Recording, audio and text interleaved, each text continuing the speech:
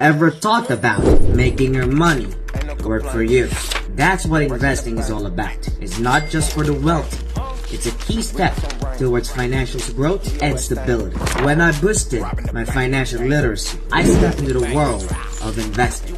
Why? Because letting your money sit, I got it, is a missed opportunity. Investing is about growing your assets and building a future.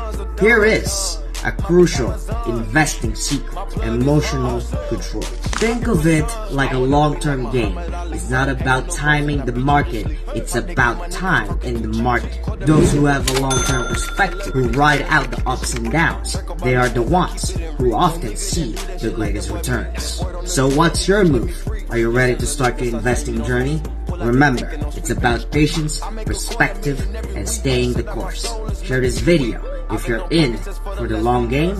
Drop a like or a comment with your thoughts on investing. Let's grow our wealth together.